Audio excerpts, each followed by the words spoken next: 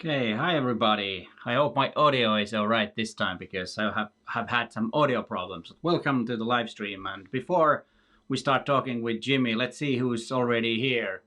We got Marsha, we got Guzman. Where are you guys from? There's Michael McLean from sunny Alaska. All right, that's cool to have somebody. Then there's Plato from Belgium and Guzman I from Uruguay. And Marsha Dangurs, maybe turn that off. And then we have, who else do we have? Maurizio Pieroni has, and then there's Ulf Lund has already half an hour ago asked me if this everything is already running. But I hope you all guys are safe and have been avoiding the virus so far, and hope you have had something to do if you are in a lockdown. And here in Finland we can actually walk outside, but don't have any big gatherings and stuff like that. So that's why we need to be a bit cautious when we walk outside. And they're debating about using the masks here now in Finland. So I don't know what's going to happen. But tonight's program is that I will, in a short moment, introduce Jimmy to this live stream also, and then I will talk with Jimmy for a little while. So please hold your questions till a later part of this video and or this live stream, and I will have a Q&A with him. But now let's bring Jimmy in. Hi there, Jimmy. How are you? Hello. I'm good. How are you, Peter? I'm fine. I'm really fine. How you've been in live streams? How many today?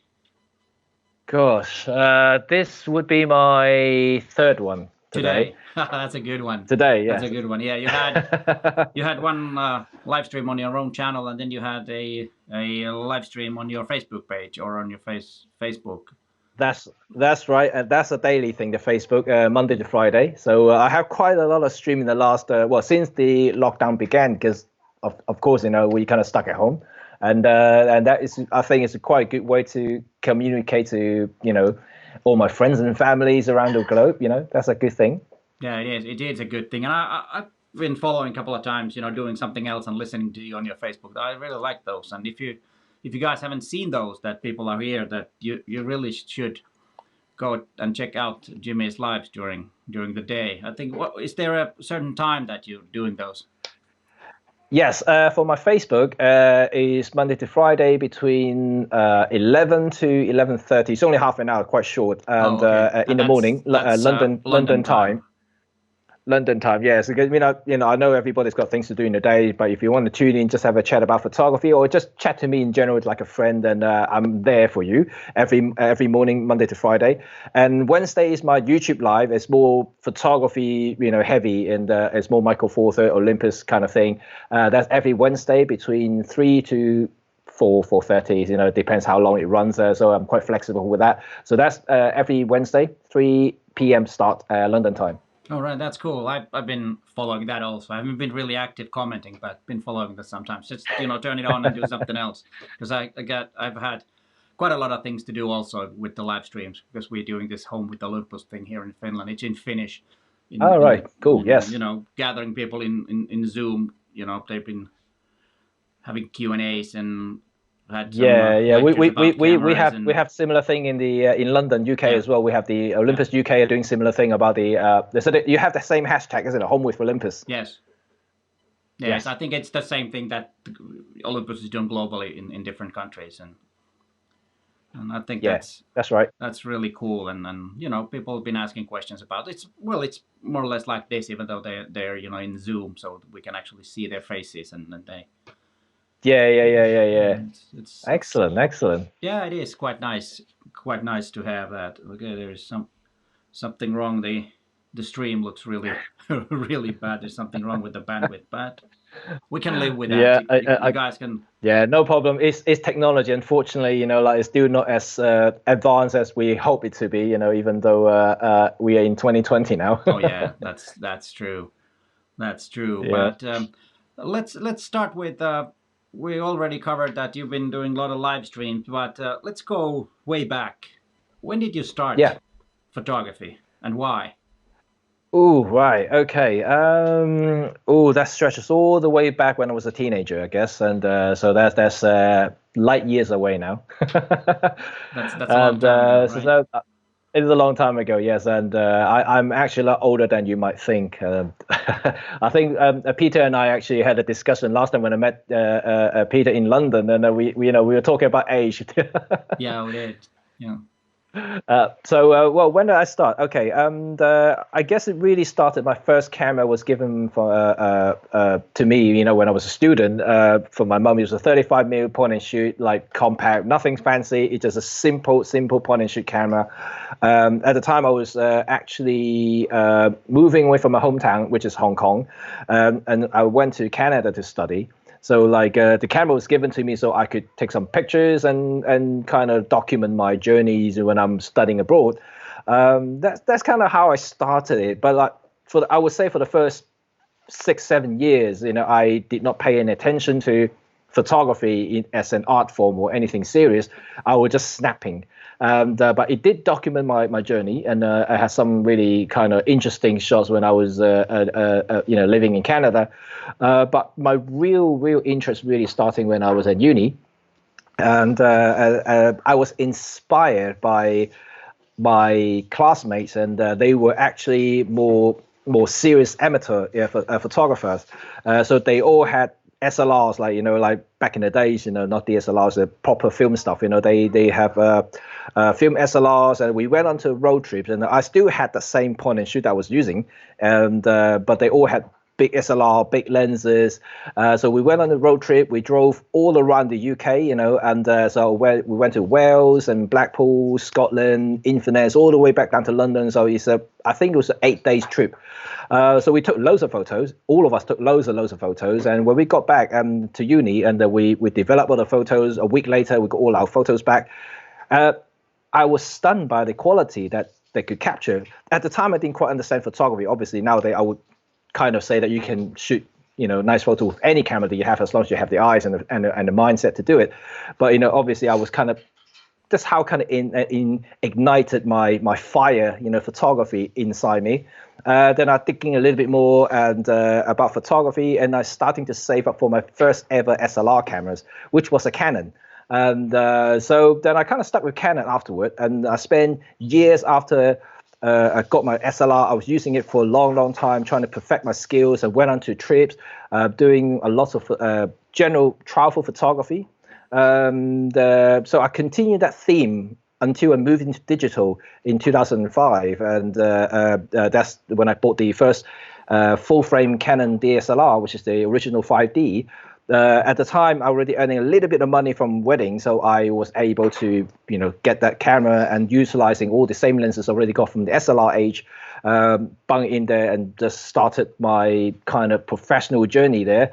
But I was using Canon after that, so I threw the Mark I, then Mark II, Mark III, and I didn't go for the Mark IV because by then I was already switched to Olympus. And so that's kind of how I started, and the travel thing, I got pretty good at it. I wouldn't say I'm a grandmaster sort of thing, and but I'm pretty good at it. And also during the time in in 2000,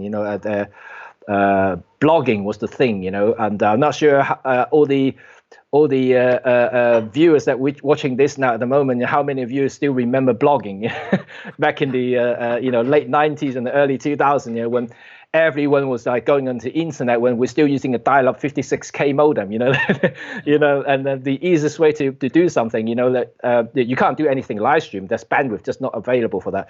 But you were able to post photos. You write something that about what you've done on a day. More like an online diary.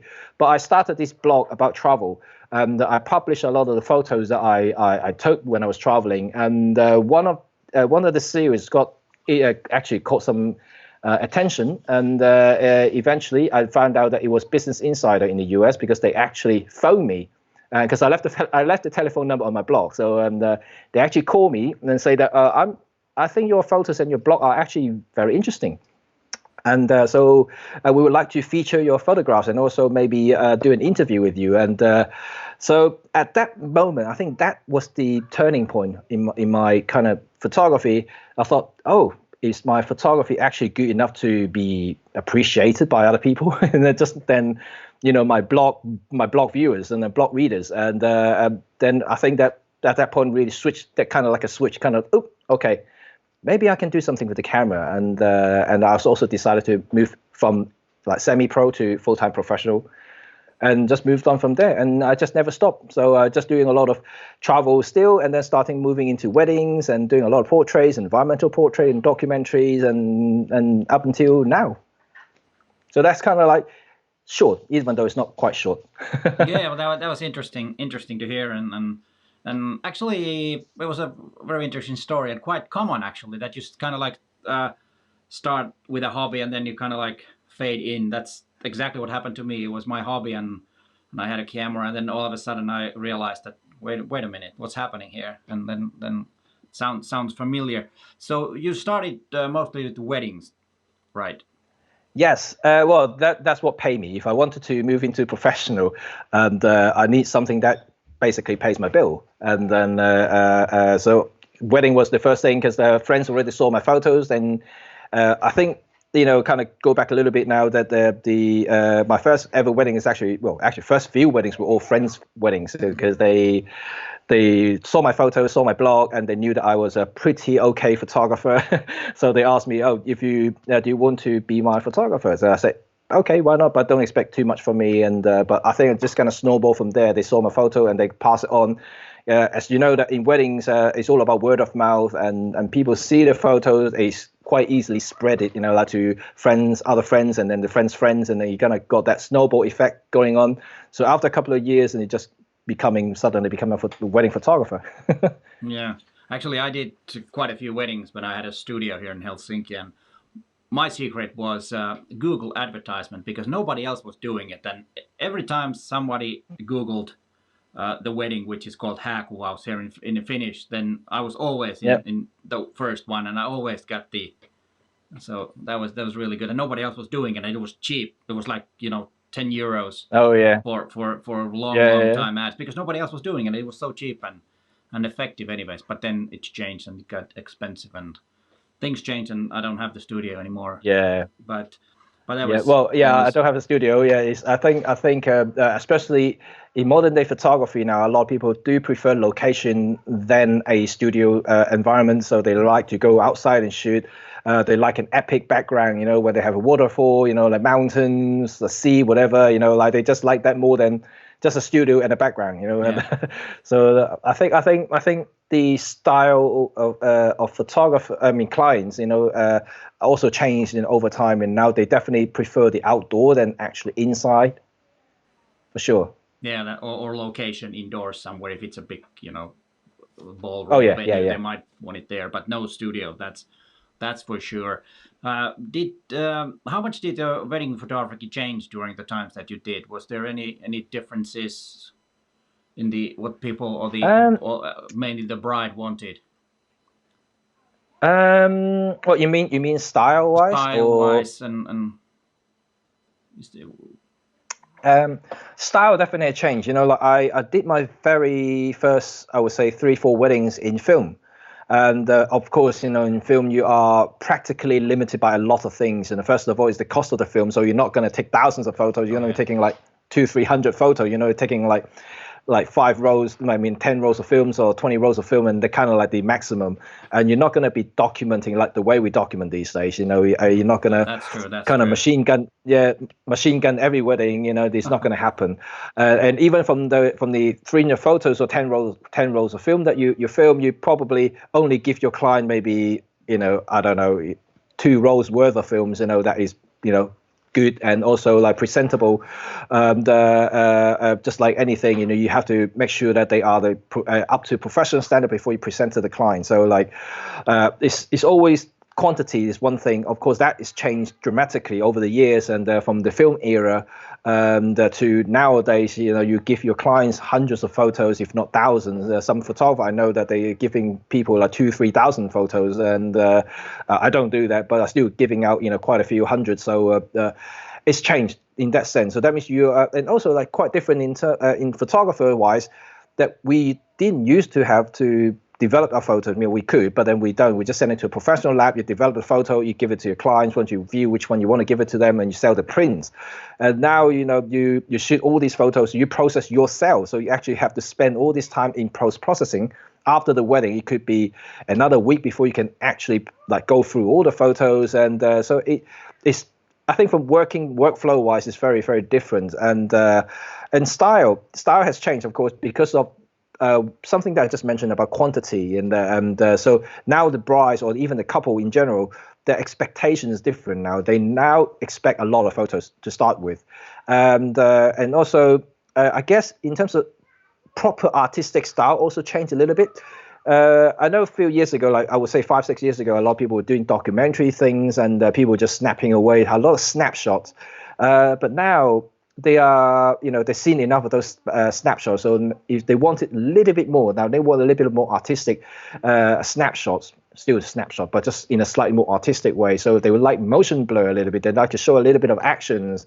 They're now starting to appreciate more about lights and shadows a little bit more. It's all through these bride kind of get inspired by whatever they're searching, either Pinterest or Instagram. They see all this nice wedding photographer doing all this really artistic photo. They are educated now, so they know what to expect from a good wedding photographer. So they are now asking or appreciating those styles. So they want you to do that sort of thing. So you have to up your game. So you have to kind of evolve with the style that around the industry, and then continue improving your photography to satisfy your client and continue gain new businesses.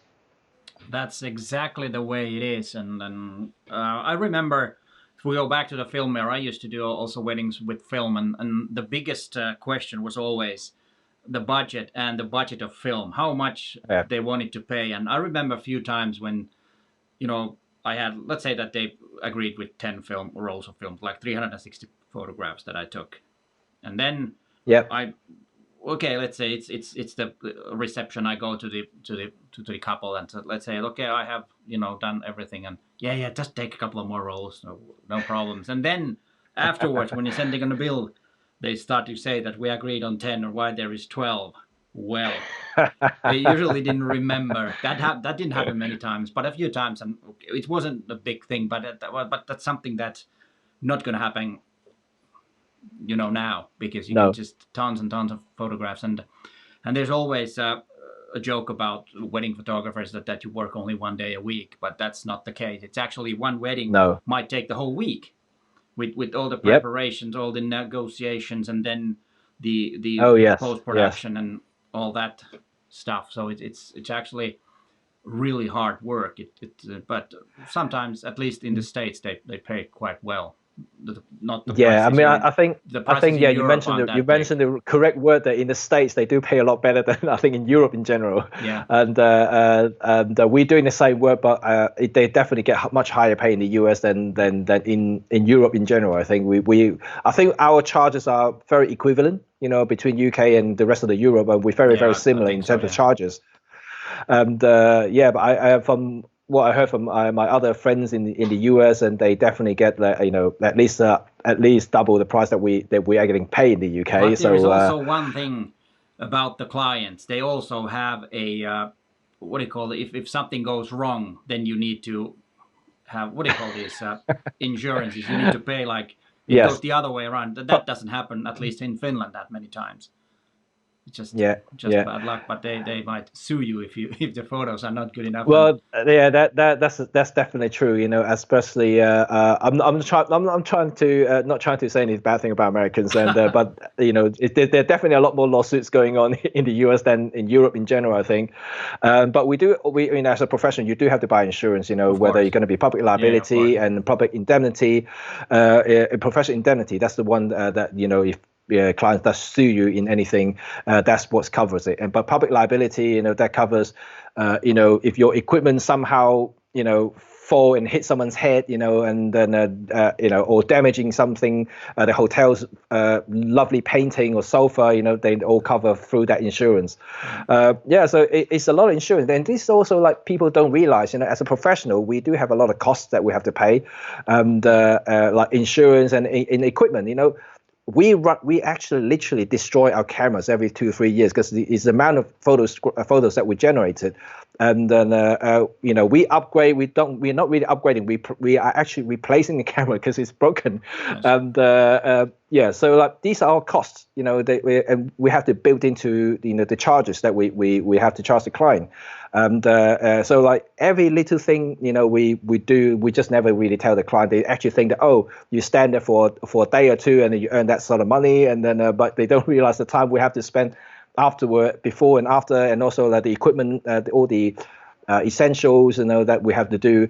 It's a professional. It's a lot more than just what you can see superficially. Oh yeah, it is a lot. And what I usually say, because I get a lot of questions here in Finland, that okay, my daughter wants to be a photographer, where should he or she go to school? And I always say go to business school, because that's Yes. usually the biggest. At least here in Finland, most photographers don't know anything about business. I'm one of those that have could do a lot better if I had a business manager, but then the money would go to the business manager anyways. But that's what I usually say, because it's a lot harder to learn to sell than to make the images. And I'm not saying that photography is easy, but it can be learned if you have the eye or the talent to learn it. Then it's not a big thing. But of course, not all of us have it. But anyways.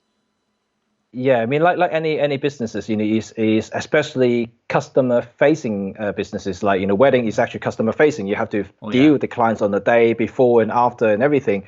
You really have to have the people skills as well. And to kind of talk to your client and also sell yourself to the client. That's part of the whole business thing, and it is a lot more than you might think. So people who wanted to start a business in photography is not as simple as taking great photographs. It's a lot of half of it is actually coming from how much you can sell yourself to your customer. Yes. And then because they need to trust you, they need to pay you to do their job. So like it's that trust you have to build and develop. Yeah, there's actually one comment that I want to highlight. There is Ralph Lewis saying, trying buying a hot air balloon every couple of years. That's Wouldn't I a want good to? one. I just needed to have that, because we're talking about buying a cameras every now and then, and this guy needs to buy hot air balloons. All right. Can he take me up as well? I would love to go on a hot air balloon and take some photograph from the air. It would be awesome. Yeah, I don't know where he's from. Where are you from, Ralph? Jimmy wants to ride with your hot air balloon. Yeah, invite me over. Yeah, then before we get into you switching to Olympus, that how did you start your YouTube channel? Because you've been doing that for quite some time now. It's funny, like I actually wanted to start the YouTube channel way before RED35 actually started. And I've at the time, I think it was, I'm just thinking time wise now, it maybe 2010, 2011. I was watching a lot of YouTube at the time, and I thought it was actually quite fun. And then I thought, why don't I maybe make something? Because I you can tell now I can talk. Yeah, I can talk like kind of continuously, and I kind of like to talk anyway, and I don't mind like doing in front of the screen. So I was thinking maybe I can do some fun thing. I didn't really think about making money or anything like that. I just wanted to have some fun in front of the camera. So I had that idea, but then no one, at the time I had, I was a photographer. I know where I'm a videographer. And back in 2010, you know that there weren't many video cameras, like that what we're using today. Now you have to use either camcorder or you have to buy one of these really professional video cameras, and so like it's really out of my game. So I kind of delay it more and more until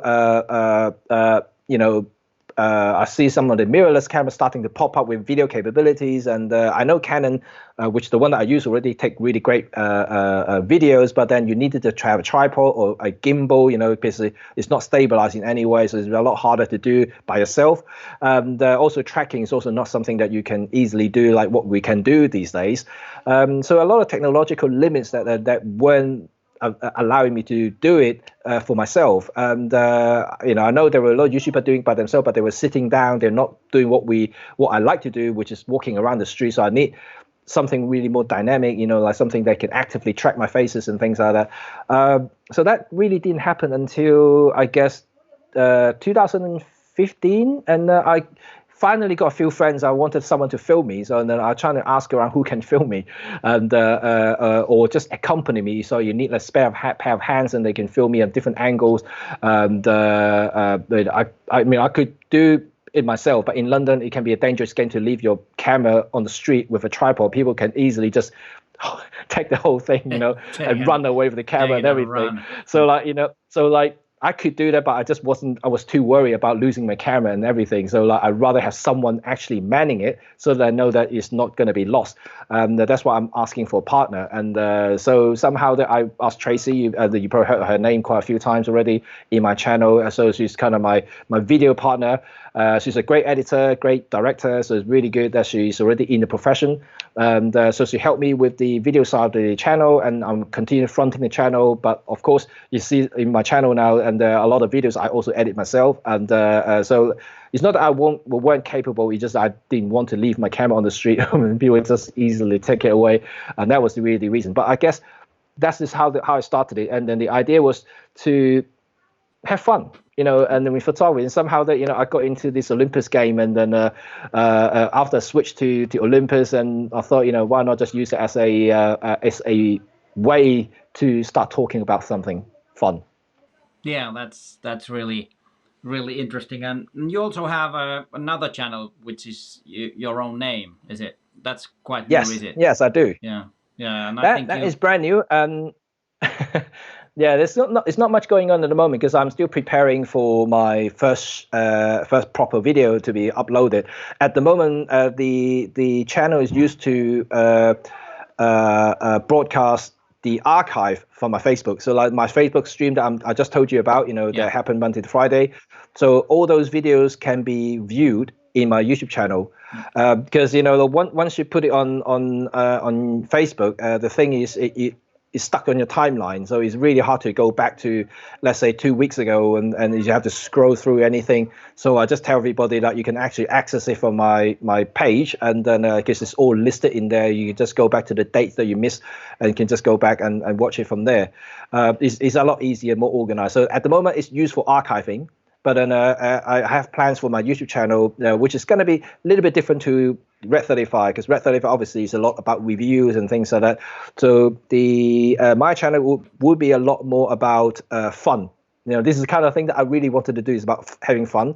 So I'm trying not to leak too much in the moment, because I have a lot of grand scheme trying to think whether I can actually do it. At the moment, because of the lockdown issues, a lot of the things have been delayed because of what's happening around us at the moment. And as much as I want to start doing something, and it just a lot of limitation wouldn't allow me to do certain things. So it is so you guys just have to be patient, and maybe I can show you guys something at some point soon.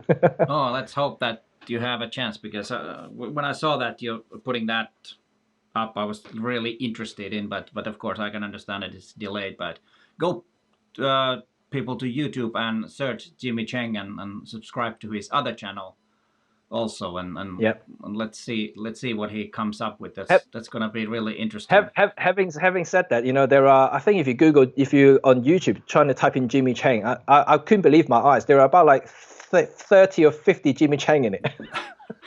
All right. Yeah, but you have your face there. Everybody can recognize you. Yes. So that's my face is there. Yes. Yeah, and actually the hot air balloon guy is from Denver, Colorado, so not close to you. Ooh.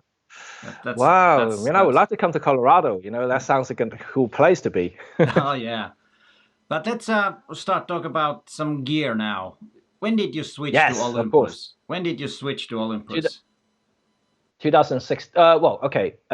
Switching professionally is 2016, but when I first using Olympus properly, it was the very first EM5. So that was 2012. Yeah, 2012. Yes. Yes.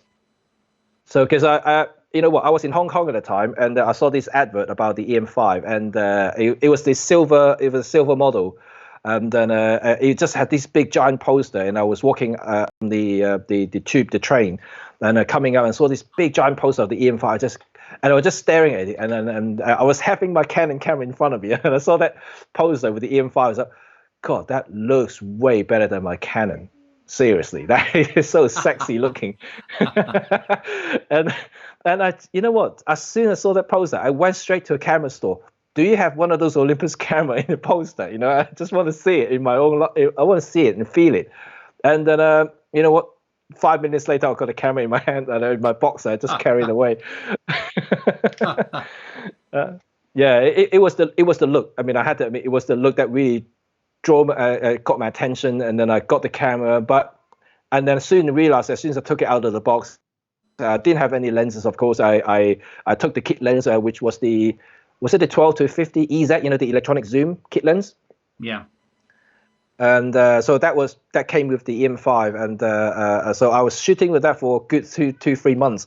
But you know, I thought it was actually a really fun and actually quite capable system. And so I thought, you know, I could use it as a family camera in a way. And so for the first 4 years, 2012 to 2016, I was using my EM5 and EM5 Mark II as my family camera. So I actually dropped my Canon. I didn't carry it. I still used it for professional jobs, but for anything personal, I actually used the EM5. So that is kind of got me into Micro Four Third. But I think before the EM5, so EM1 Mark II came about, and I was feeling the Olympus AF wasn't as fast as I would like it to be, compared to Canon, for instance. But it was the EM1 Mark II when I first tested it. It really kind of changed, you know. And I thought, wow, the EM5, the EM1 Mark II autofocus is really snappy, really quick. I could do similar things to what I do with Canon, and it's a lot lighter. And I'm really familiar with the Olympus system because I was using the EM5 a lot for my personal stuff. So I, at the time, Olympus was doing a lot of these switcher try and testing thing. You know, that you can borrow the whole kit and you can just try it out for a couple of months. And so I did that, and I just sold by this whole entire system, how capable they are. The lenses were great, and I took the EM1 Mark II to 3 weddings, and I was happy with the results. So I just made the decision to sell all my Canon stuff and move straight into Canon, and I never looked back afterward. Yeah, it's great that you said that it's kind of like was fun, and that's lots of that I've interviewed on my lives that have switched from some other brands, and they all said that it's so fun to use, and some say that it brought back the fun into photography for them, and that's really interesting. But that's also that happened to me when I switched overnight from Canon to Olympus gear 2014. So I got the EM1 Mark One. No, the EM1. Yep. The EM1. Sorry, the Mark One, the first one.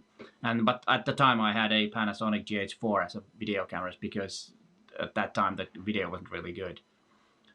But I started using with the EM1 Mark II. Then I started using Olympus for my video camera also, because that's the first actually a really good one. I remember the EM5 Mark II had a very good handheld because the stabilizer was really good. And I used that, but it only had full HD. But anyways, that was really good because I was blown away with the thing that I could actually, you know, it was like a gimbal. And it still is. It was, you know. You know what? It's just fun. That's a fun fact, yeah. And before 2016, before I switched to EM1, and before I started the YouTube channel, I had absolutely no idea about 4K. I didn't even hear about 4K before.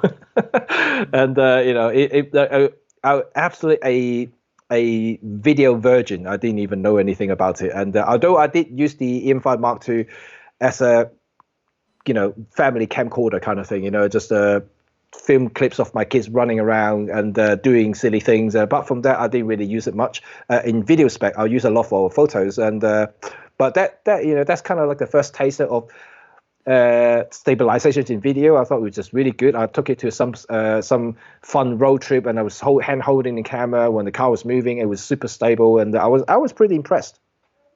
Oh yeah, that sounds interesting. The same thing was with me, that I was really impressed on the handling, and actually the quality wasn't too bad.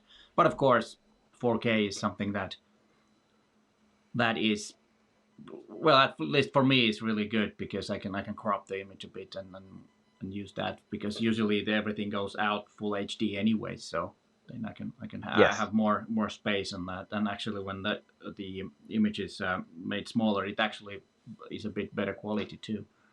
When you make it smaller. Absolutely. And of course, the AF on the EM5 Mark II, it was still contrast detect, and then is nowhere near the EM1 Mark II level, in terms of continuous tracking.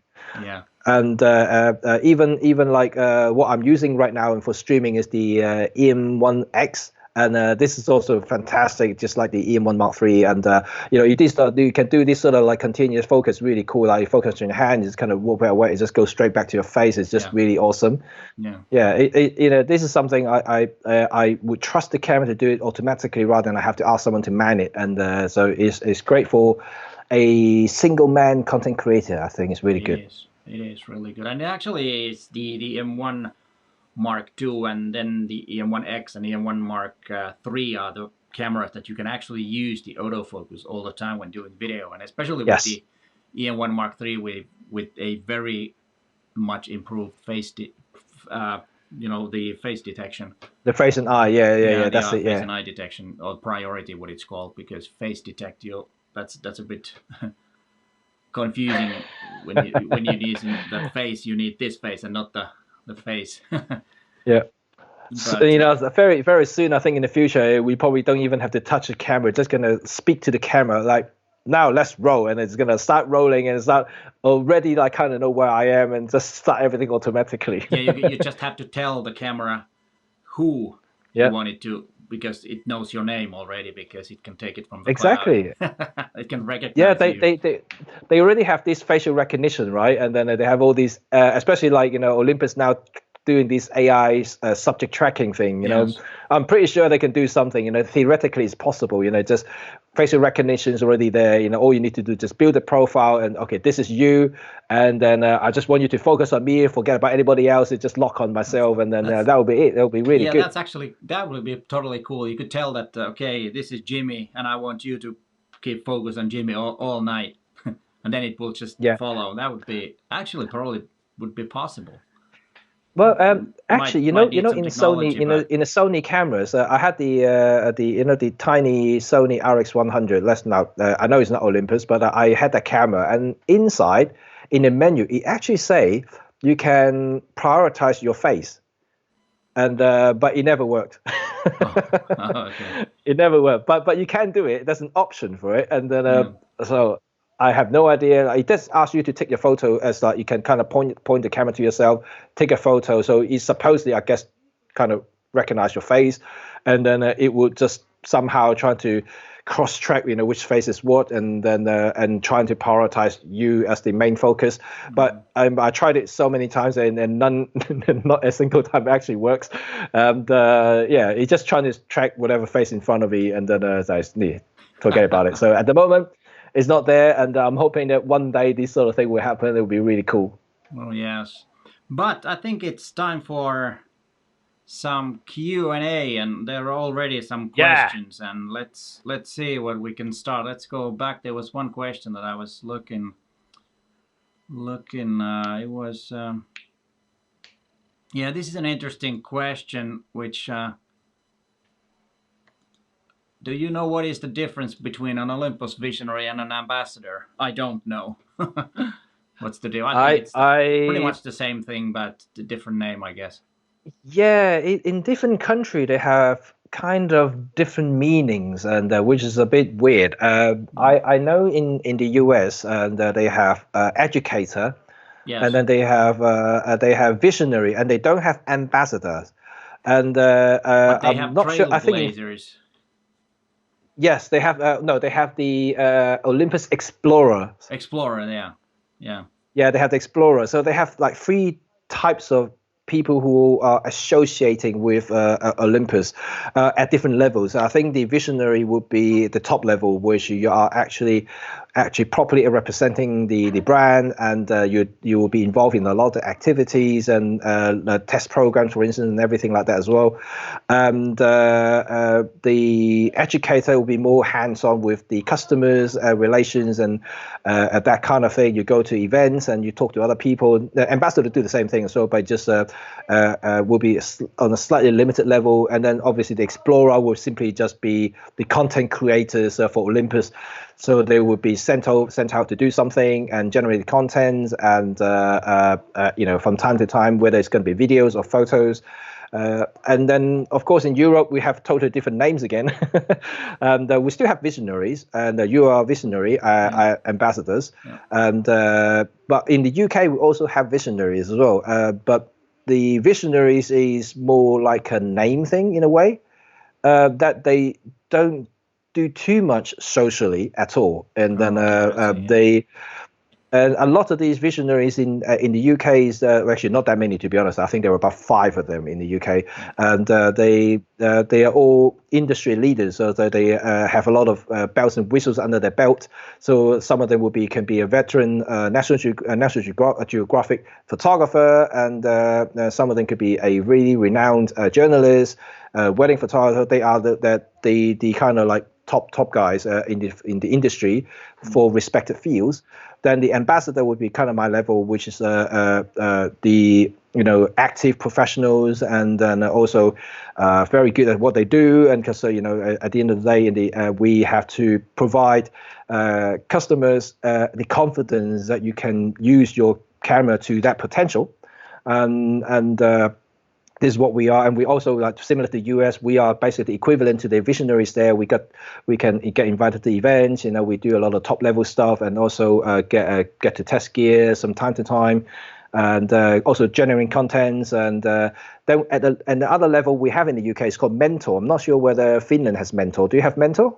Not really, no. We don't really have. I know there are a couple of Olympus ambassadors which are not in a way official.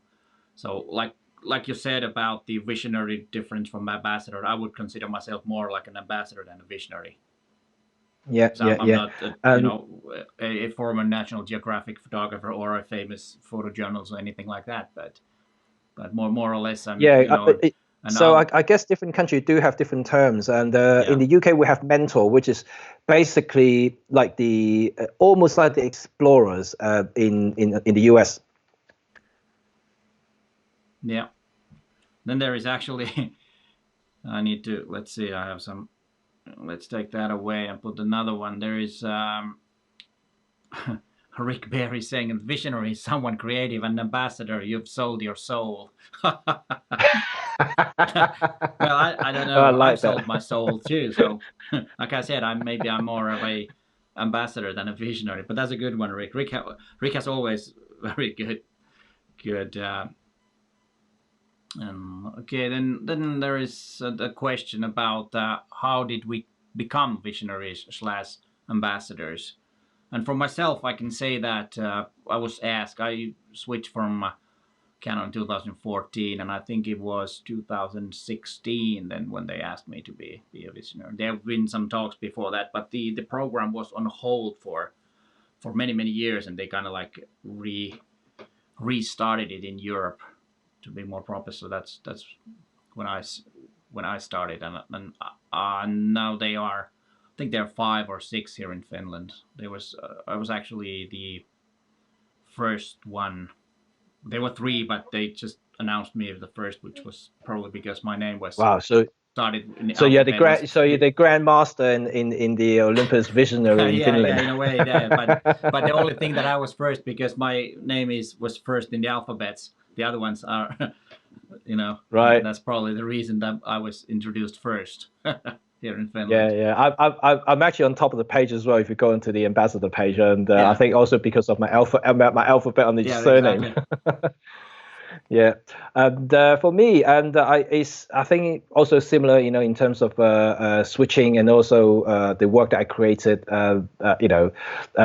like I mentioned about Olympus, they will have to look at you whether you are a capable professional, not necessarily professional, but you're a capable photographer or filmmakers that are able to fully utilize and maximize the Olympus system to its full, to deliver really exceptional work. I think in Europe in general, and is less of a hard sell kind of thing. So they rather would like you to be able to showcase your work and then to use your work to shout about Olympus rather than you actually physically tell people that Olympus is good. And because that is down to the sales team to do that, and so for us, we just have to basically producing and consistently producing good work. Yeah, that's exactly. Then there is you had a live stream about lenses, didn't you, today? I did earlier, lens. Yes. Sorry to say, I did not have time. I talked for an hour and a half. Did not have time to watch it. I need to listen to it later. But there's Roy Jenkins Packer is asking from both of us, looking to purchase the 40 to 150 millimeter f2.8 Pro lens with the 1.4 teleconverter. What's your thoughts on this lens? Do you have that combo? I do. Actually, I have it right in front of me. 1 second. All right. And oops. Right, actually, it's right underneath me. I just found it. All right. Right, there we go. So how do you feel with that, with the teleconverter, with the combo?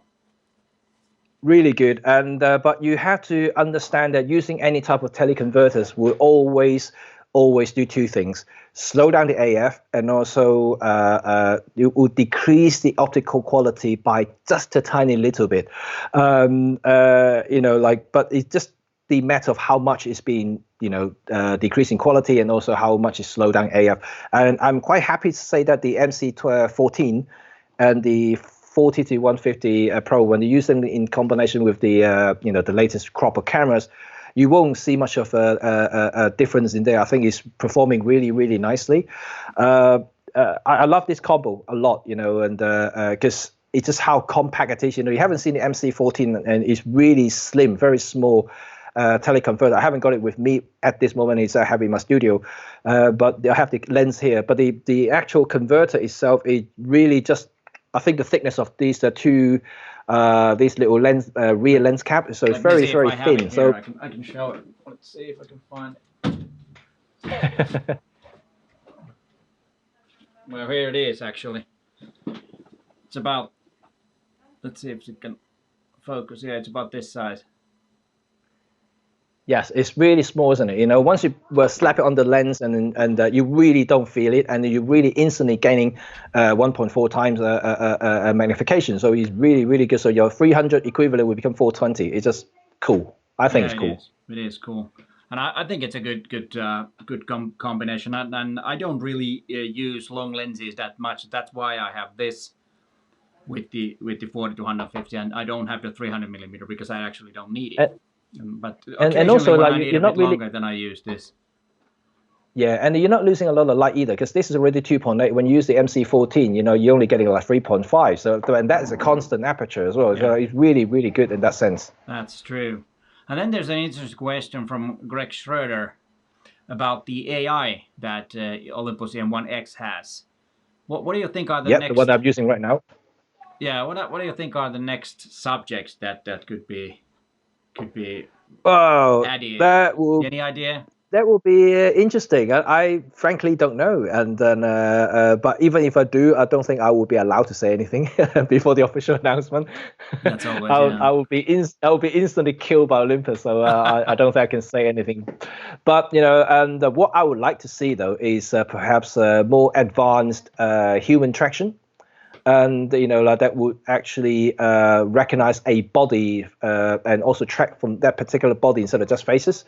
I know, like the EM1 Mark III already showcasing that you can actually track multiple faces in a scene and also select which one you want to track. Yes. So it's actually a very, very sophisticated system. Yeah. But I would like to enlarge it even more than just the face. Maybe track the clothing that someone's wearing. Let's say it will be particularly useful in the bridal scenes. And the bride's always wearing white, and then you can just track that person like all along. You don't have to worry about too much of a focusing issues. It's really capable stuff. Maybe also, what do they have now? They have cars, and they have train, they have planes, and I'm not so sure about the usefulness of pets. I know like other system now, like other companies, they have pet tracking. So I'm not sure whether I would like to have that in the AI system. I think it's not so much of a professional thing to do. Yeah, but what I would actually think that would be good for me, not personally, but birds. If they could track birds and could recognize just do this, and it could instantly focus on a bird on the sky. And I think that would be good. You know what? Yeah, I actually find that when you photograph a bird kind of gliding, when they spread their wings and gliding, if you switch it to plane mode, it actually tracks it. Oh, okay, yeah. Well, that's because that is a natural next step from planes to birds. Because I know lots and lots of nature photographers, bird photographers that are using the system because it's a lot smaller and lighter and weather sealed and everything, and the quality is really good. And you can do handheld shots, so you don't need heavy tripods and these huge bazooka size lenses. Absolutely. But I do admit the AI tracking is really good because you really don't even have to do any settings like using the D-pad or the joystick to move the focusing point or anything like that. Because once the sensor sees the subject or the object, it would just highlight as a box. It's just continuously focusing it, and really cool. In that sense, it makes sure that you can just focusing on following the subject, and rather than you have to constantly trying to doing two, three things at a time, trying to get the perfect tracking, perfect point to focus and kind of thing. Yeah, it's really, really good. Yeah, and then there's actually, we need to go back to the YouTube. There's 1957 Plato is asking about the RED35. Where does that name come from? How did you come up with that name? Well, you know what? Yeah, that's I thought about that name. I used that name before I properly switched to Olympus. If I knew that, I'd probably use a different name. And the 35 is actually a focal length, and so that is my favorite focal length that I used to shoot. Even nowadays, if I use the Olympus, I still use the equivalent of the 35mm in full frame. So it's a 17mm that I use the most. Oh. So that's the focal length. The red is actually a little bit relating to another brand, and I can say it's Leica, because I use Leica a lot as well. I'm kind of a little bit passionate about Leica cameras for many years. I also use their film cameras to train as a photographer. So like I already had a kind of like a history behind it, and also at the time also worked with Leica camera in the UK also quite a bit as well. So like I got that relationship going, and I just thought red 35 sounds cool, and I like the color as well. The red is kind of pops as well, and using my favorite colors and the favorite focal length, why not? Yeah, now you need to change it to something else and put 17 there, right? Yeah, I need to change now to blue 17, because like blue is the Olympus camera, isn't it? Yeah. Then there is one who has this very special title. Rob Drake is in the house. Olympus Supreme Commander checking in. Hi Rob, how you doing? Hi Rob. That's a good one. That's a good one. Let's continue. Let's continue and see the questions. And Jimmy, if you see anything you want to answer, just go ahead. I'm scrolling. You got a lot of people here, so I'm trying to go through quite a bit. 128 is right now. All right, let's see. Yeah, I need to pick up this Maski's comment. Finland is such a nice country. Thank you. I know it is. I need to come over one day, very sure. Yeah, you should when it's possible. I'm supposed to go to Greenland really? Later this year for my project, but then that's not going ahead now. I have to reschedule that project until next year, so that's a shame. Yeah. All right, then Dr. CB is asking about the 100 and 400 millimeter f5.0 to 6.3 IS would be great with the 12 to 100 I currently have. Will you both do test of this new lens when it comes out this summer? I have to say that I don't know. I hope so, that I can do. And it's unofficial that it's going to be this summer, but most likely it will be in sometime during the summer. But I hope I can have a test run with it before, so to make a video to my channel about it, but that remains to be seen. You just have to stay tuned, right? Yeah. Yeah, and that's actually an interesting lens, because I know quite a lot of people are buying the Panasonic version or the Panasonic Leica version of the 100 and 400, because it's actually a convenient lens, and the focal length is really good.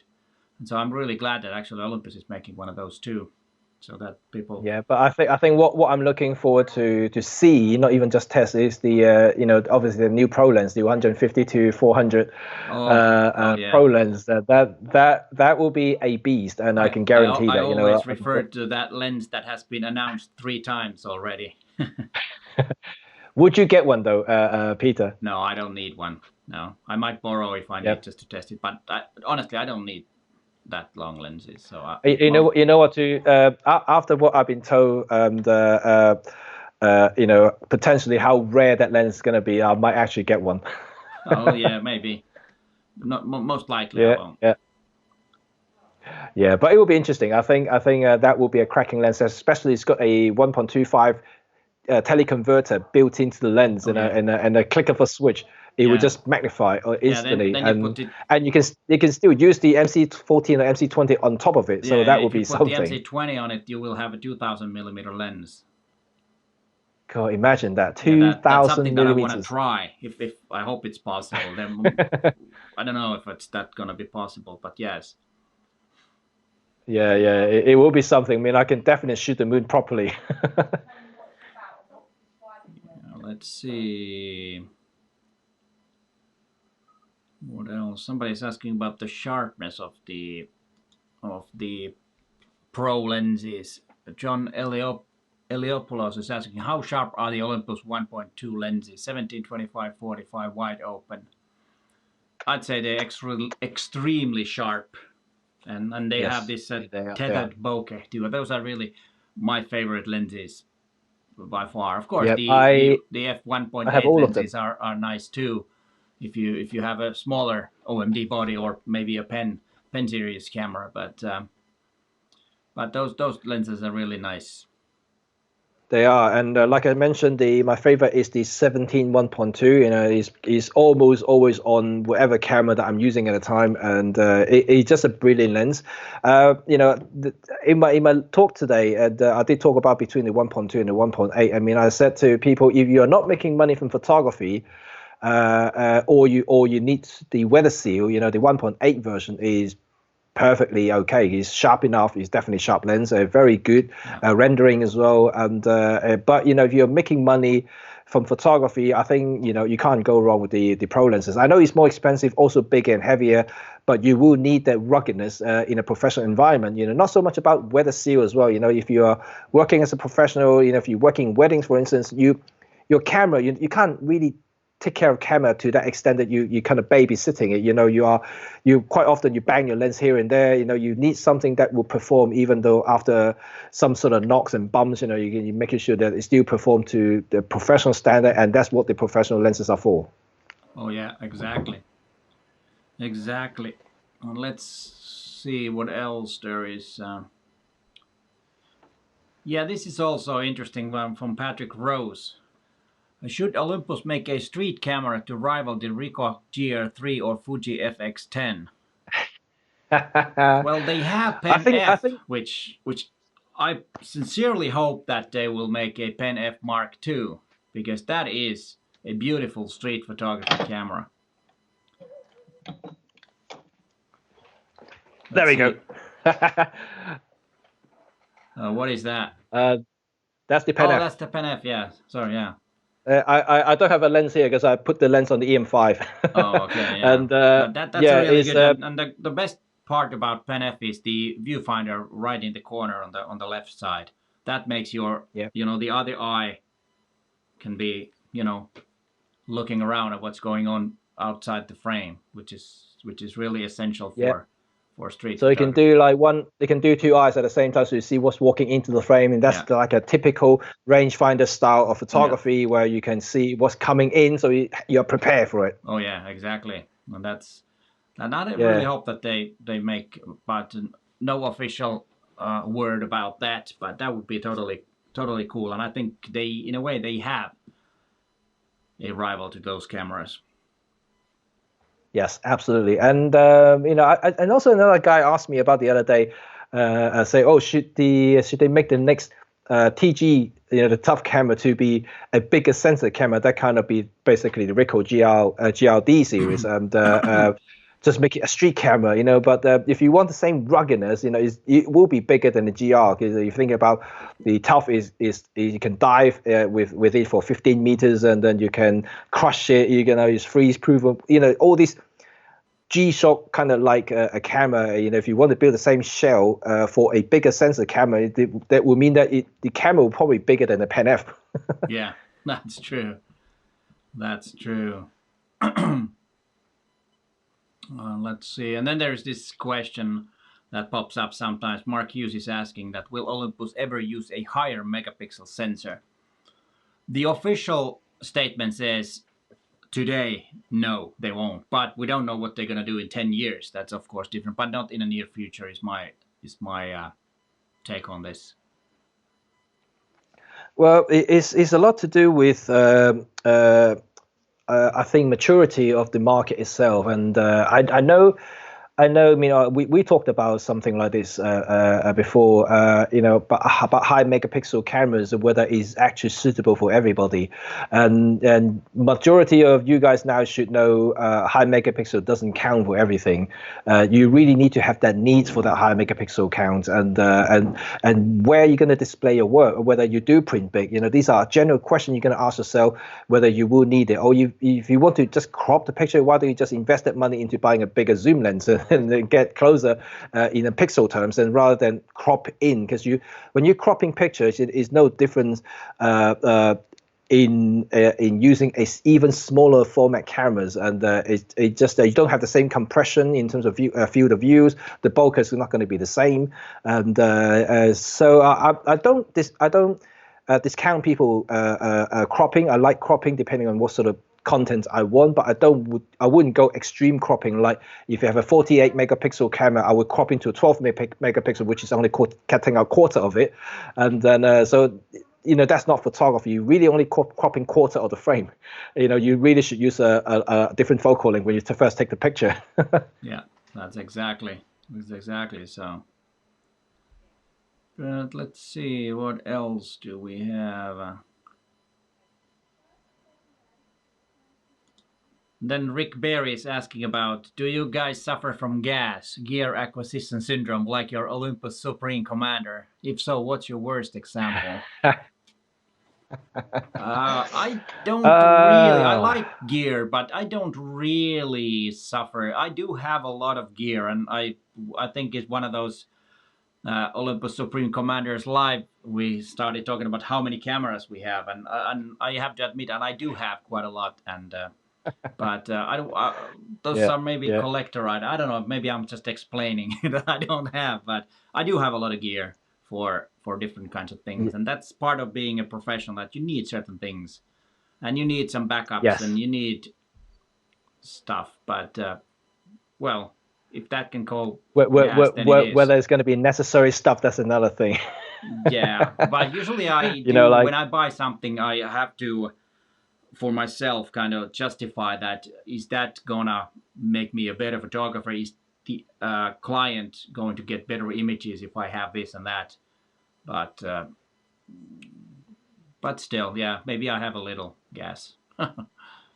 What about you, Jim? I think every photographer has some sort of gas one way or the other, and is natural thing, once you get into certain things, like cars or cameras or whatever, once you get into it, you're starting to appreciate something that not just about photography, sometimes it could just be a significant historic piece in the photographic industry, like a very special camera, very special in terms of design or how significant it is, like let's say the first ever 35mm cameras, and then or the first whatever, the first f1 lens, these are kind of like the historic items, and you will get into it. You'll come across it if you're into photography. Somehow you just learn about it and you think, I want it. And that's kind of like a gas in me.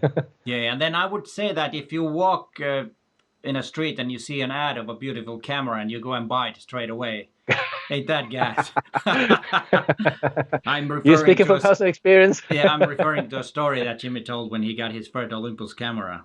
That's if you wasn't here when we're talking about Jimmy's switching to Olympus, but I think that was a good ad. It was a very good ad. I'm telling you, Olympus, you did a great job for that bloody photo, and they got me into Olympus. Let's see.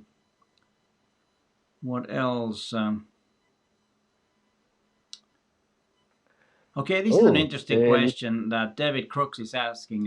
Has anybody converted an Olympus camera to infrared?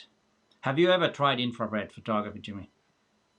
I have, and I haven't converted any Olympus camera, but I have a converted Fuji cameras, and it's a point and shoot camera, so yeah, it is fun. It is really fun, and you see the world totally differently. It's almost like you're constantly seeing snow everywhere because you're turning green into white, and is really kind of cool. And but it's obviously you start manipulating the sensors and everything. You have to make sure that you are willing to do infrared photography. It's not something you can kind of reverse it easily. Not like a filter, you just kind of snap on and off and kind of thing. But it is actually pretty fun, I have to say. If you haven't tried it, what I would suggest you to do, maybe like if you just want a taste of it, don't convert your camera just yet. You might just go online on eBay or something, maybe look for someone already converted some sort of like cheap point and shoot camera. You just want to see what it looks like, and you can get them for relatively cheap, and then just shoot around for a little bit and see whether it's something that you like to do more. And if you do, maybe you find an older Olympus camera and convert that rather than using a brand new camera and to do it, because it is, just in case you really want to go back and you have no options and to getting a new camera again. And so it's always advisable to try it first. But yeah, it's actually fun. I have to say it's fun. Yeah, and actually, I have done it so that I do have a couple of filters which I've used, and that can kind of like mimic or make almost the same kind of images. It just blocks some lights and lets through only certain wavelengths, and it's a lot of fun and makes some really not crazy but really strange looking images. And like Jimmy said, everything that's green is going to be white, so the foliage is going to be really interesting. But it's something definitely you should try. But I haven't either converted any cameras. But one thing that I've maybe doing, I haven't really decided or seen where that could be done, is to convert my EM1 to be a black and white camera. Oh, because take out the color array. Have done it here, not with Olympus, but some other camera brands, and those really make beautiful black and white images, really nice tones, and that's something that I might do. But let's see how that goes. All right, let's see if there are any. Do you see any questions that you want to answer? Just Jimmy, go ahead if you can see something. There are quite a few of these. Yeah, I saw someone mention about printing. Oh. I think I've printed 20 by 30 from my Olympus cameras that were beautiful and could be even bigger. The current sensor is doing everything I need. I haven't outgrown my camera. I still need to learn all of it, all it offers. Well, that's exactly what the response, I guess, to what we just said. And the misconception is about viewing a print, and people always think you need a high megapixel to produce a larger print, but the fact is when you're starting to print really large, you're not really going to look at the photos up close. You're actually supposed to stand further away from the print to appreciate. In that case, like the high megapixel doesn't really come into it. It only plays the advantage if you start studying the details when you go really up close. But similarly, in advertising, if you look at this billboard, like the EM5 advert that I saw in Hong Kong that got me into Olympus, these billboard size photograph, if you really look up close, they are mega giant pixels. They are really big. They only when you're like walking from a block away, you see that photo and you say, oh, that looks really sharp, but they're actually not sharp at all. It's just because it's the perceived sharpness that you see from distance. So having a lower count megapixel, of course, it does have its limit, but then it's not as bad as you might think. And to be quite honest, if 20 megapixel can do like an A1 size photograph, which without any problems, how much bigger do you really need to print? And that means the 48 megapixel can go for wall size. And do you really print that big? And do you really need that sort of resolution? That's kind of a good way to understanding the print sizes and also megapixels in relations to that. I think is really a good way to start understanding a little bit of that. That's true. And then there is one question from Guzman EY is asking about the on-camera flash, when to use it, and this is funny. Please don't say when it's dark. No, I'm not gonna say that because I have a totally different answer. He has the OMD EM10 Mark III. Well, my answer would be that I would use it on a very sunny day to get rid of the harsh shadows. If like if you want to make a portrait, then just use it as a fill-in flash, and that would probably work really good. I would say that's the only use for that flash. And then of course, now I have to say that I don't remember if you can control other flashes with the small flash on EM10 Mark III. To be honest, I don't remember. Yeah. I don't think you can, but I'm not really sure about that. I think you're quite right there, and Peter, you said everything that I wanted to say. You do it in as a fill-in light in daylight, and I think it can work as a remote trigger, but using the older flashes, not the latest radio-based system, but you can use the optical, but because of the little flash, in the bright daylight, you can't really communicate because it's so bright. That little flash just wouldn't do anything to communicate with other flashes. You really need a dimmer environment to work with that. That is why they now move on to the radio system, because it's a lot more reliable in bright daylight, and it's a much better system. But that tiny little flash is actually quite cool. I used that a few times, and when I forgot to bring my big flash, and it does actually work quite well, especially. You can twist it. I know. I'm not sure about EM10. Sorry, I'm talking about the other pop-up flash. You can't. Yeah, the one that you can tilt around, and then that little flash is actually quite cool, I think. Yeah. All right. Let's see what else. I saw a good question somewhere, and where is it gone now? Just go ahead. Okay. Kostov, does any of you do exhibition? If yes, what aspect ratio or frame size do you choose? That depends, of course, on your photographs. What kind of pictures you have. That's really hard to say, but that's you need to see all the photographs, and of course you need to see the place where you're going to have the exhibition. If it's a really big place, then maybe bigger prints, and then if it's a smaller place, and maybe that's really hard to say. A lot of people who may if you haven't been exhibiting before, and when you do an exhibitions, and you usually have what we call the hanging plan, which basically the arrangement of your photograph to be displayed. Sometimes for aesthetic reasons, you may have one picture printing bigger than the other, and then you might actually crop in a little bit and to make it aesthetically more pleasing when they hang up together. And so it's a lot of elements and a lot of variables there, depending on, first of all, what sort of photograph you have, how you're going to arrange them, how do you want to emphasize. If one or two of the images may be more, depending on the series of the photo that you want to display in the exhibition. So I mean, Peter's right. It's very much depending what sort of thing you have and in mind to plan out the exhibition. And I've done that before. And it's hard to kind of say do it as a square 1 by 1, or do it going to be like 3 by 2 or 5 by 7. It's really hard to say it, and until you actually starting to plan your layout, and then you realize that, oh, maybe I need to do this and that.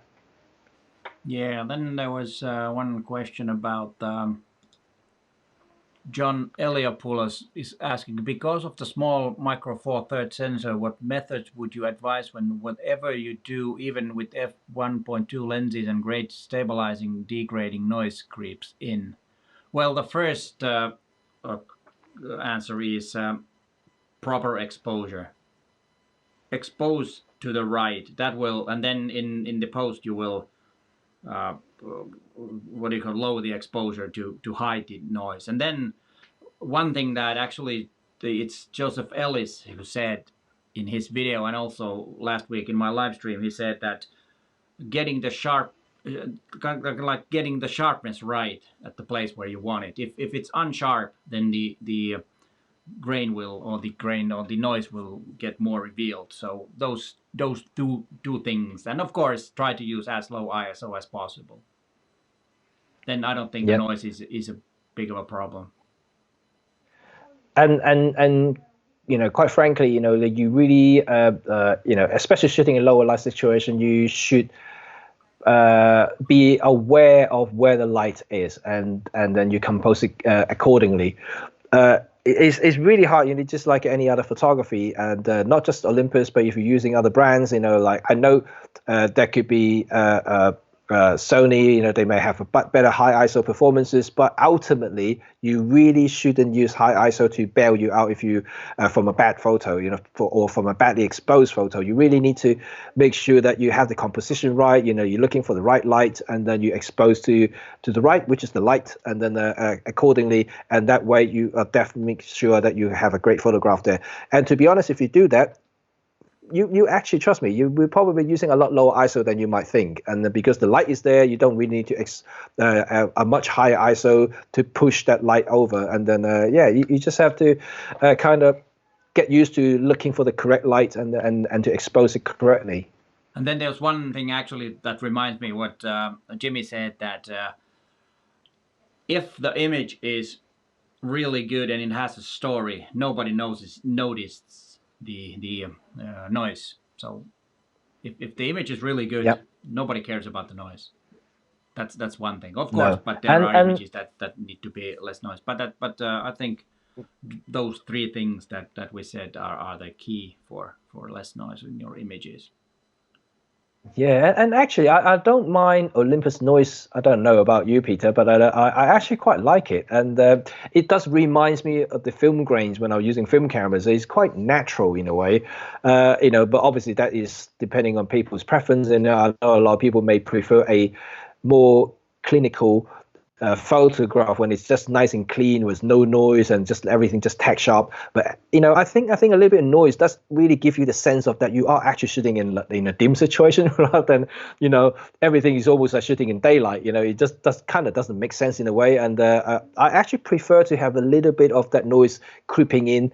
And you know what? Yes, a lot of the time when I do shoot at 3200 ISO, and I would actually not deliberately not to impose any noise reduction. I just rather to show the grain, and then you know, just to say that I am actually taking it at nighttime. I'm not really trying to say anything else, but it does work depending on situation. Of course, it doesn't work for every photo, but sometimes it does work quite well. Yeah, it does. It does.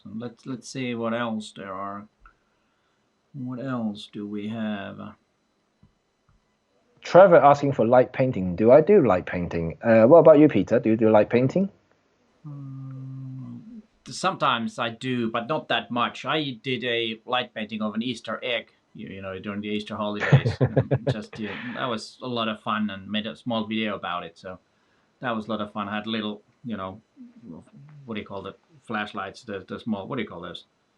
Small lights and some the LED thing, some gels and made some colors, and that was a lot of fun. And what I do, of course, then is use live composite, because that's a great feature. Yeah. Do you do any light painting? I personally don't actually, and this is something I need to explore a little bit. I've seen other photographers does it, and every time when I go to an event, people do it, and I tried it. It's actually fun, but I don't really do it in terms of as an art, or whether it's just something that I do regularly. But I mean, I need to explore, and I've seen so many great stuff about light painting, and it does actually. Last year when I went to the EM5 launch in Austria, and they had a guy there basically demonstrating light painting. It's hard work, you know. He's actually a proper light artist. He's a light artist. So basically he would ask us to set up a tripod there, put the camera up, and then obviously light composite, because that's the easy option. And he he physically run around with a torchlight, like in the field, like going around everywhere, and then he would ask the model to do other things, and but the effect is astonishing, really, really cool. And but seriously, I don't think I have the energy to run around the field to do that sort of thing. And but it does look awesome. I think, given time, if I have the time and my kids grow a bit older, maybe they can participate, help me out, do all this light stuff. I think they will enjoy that too. That's true. And let's comment. George Bacon is asking that any comments that either of you can make about a rumored Olympus 8 to 25mm f4 zoom lens. Is that more than a rumor? But I happen to have the lens roadmap, and let's see what the lens roadmap says, which is there is one wide zoom lens in this M.Zuiko Pro lineup, so that could be it. There is a bit of a lag, so I don't know if you can see it, Jimmy, yet, but let's see if you can see there's about 30, I can, yes. 30-second lag, but you can. Okay, now I have it on because on another computer I have the live stream, but there is wide angle zoom in the lineup, which is around that focal length. So that is a possible lens, because that's usually what they will do. When, that's another thing, but that's a possible lens. And also another lens that's been rumored is the 100mm macro, and there was actually some Olympus guy said in some interview that okay, people want it, it's possible. It's not on the lens roadmap, so in that sense I don't know if that's possible. No, I think for the longer macro lens, the thing is that now you can actually get extension tube and use on the 60 macro. So essentially, you can actually achieve the same effect as the 100 macro lens if you really want to get that close. That may not be a problem. But what I'm interested in from that roadmap is actually the bright prime lenses, and because I'm often a prime guy, so I'm always looking out for really bright prime lenses. If they're ever gonna announce a let's say the heavily rumored, and I can talk about rumors. I'm not talking about something that is unannounced. So I'm talking about rumors. And 12mm 1.4, it will be amazing, or even the 1.2, because I do like the 12mm focal length. It has the ultra wide. It will be really good for astrophotography or any sort of nighttime, very dim situations, group shots, and that will be amazing, because that sort of lens will be very practical for a lot of professionals. 17 is awesome. I like that 17, like I mentioned, is my favorite focal length. But the 12, it'd be super useful in group situations, and especially as a pro who shoot a lot of groups in the low light situation. If I want to use natural light rather than use the flash, and or doing some nighttime light trail photography. Now we have Starry Sky AF on the EM1 Mark III. Having that sort of lenses will be amazing. Oh yes, exactly. That would be. And yes, Patrick Rose is asking, where's Sulanto when we need him? Somebody asked something about Panasonic, probably, because I don't know. Well, we saw Michael Fourthert. We could talk about Michael Fourthert. Yeah. And let's see.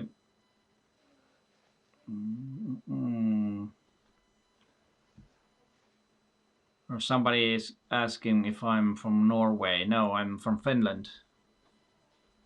How dare you saying from Norway? Scandinavian, Swedish, Norwegian name.